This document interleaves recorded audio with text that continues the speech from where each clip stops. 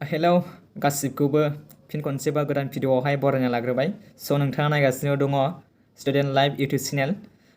दिनैनि भिडिअआनो जागोन स्पेसियेलि जायफोरानाखि एबार 2024 आवहाय ओइचएस फाइनाल लिरगोन बिथांमोननि थाखाय स्पेसियेल जागोन।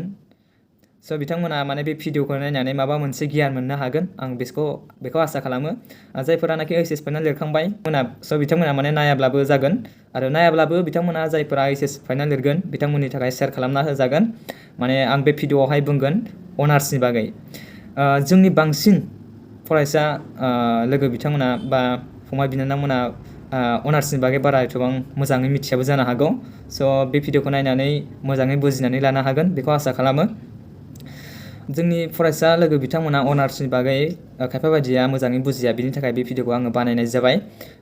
अनार्स होननानै बुङोब्ला आफ्टार जोंहा माने ग्रेजुवेटनि उनावहाय ग्रेजुवेट जाखांनायनि उनावहाय जोङो माने मास्टार डिग्रि खालामगोन, मास्टार डिग्रि लाहैगोन बा मास्टार डिग्रि खालामनो जोंहा गोसो जायो।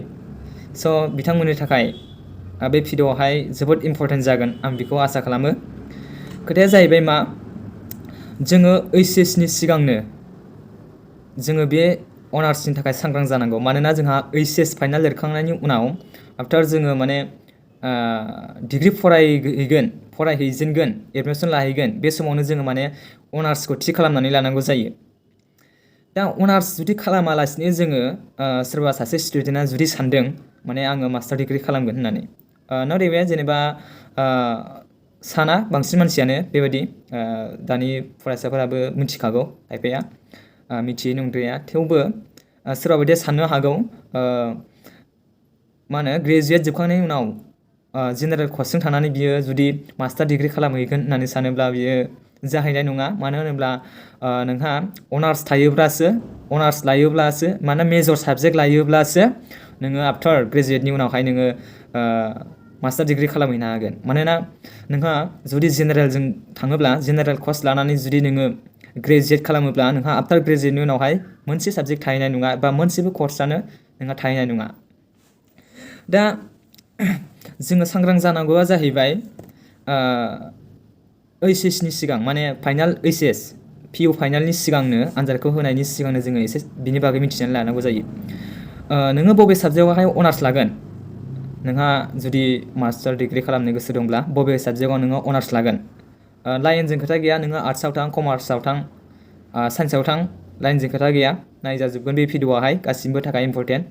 मेजर होनोब्ला माने जेनेरेल थांखायो, आर्ट्सनिबो थाङो, कमार्सनिबो थाङो आरो साइन्सनिबो थांगोन।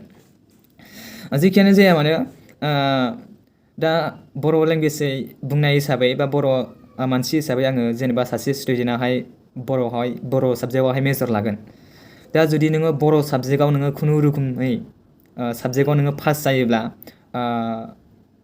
इन फिउचार नोङो ओइचएस फाइनाल पास जाखांनायनि उनावहाय जेब्ला कलेजाव एडमिसन लाहैयो अब्ला नोङो माने बबेबा कलेजावहाय नोङो एडमिसनखौ मोनगोन। नों बबे साबजेक्टआवहाय अनार्स लानो नागिरदों बेयाव जुदि खम मार्कबा नोङो माने मेजर मोनहैनायनि चान्सआ खम जायो, माने मेरिट लिस्टआ फैनो नागिरा। बेनिफ्राय हमना ला नोङो जेनेबा बबेबा मोनसे साबजेक्टआवहाय अनार्स लागोन, बे साबजेक्टखौ नोङो बांसिन माने मोजाङै फकास खालामनानै एग्जामखौ हो, जाहाथे इन फिउचार नोङो अनार्सनि थाखाय नोंहा जेबो प्रब्लेम जाहैया।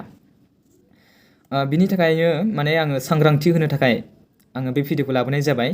बेनिफ्राय मेन खोथाया जाहैबाय नोङो मास्टार डिग्रि खालामहैनो गोसोथारब्ला नोङो बबेबा मोनसे साबजेक्टआव नोङो मेजर लाथारनांगोन, बेनो मेन खोथा जाहैबाय।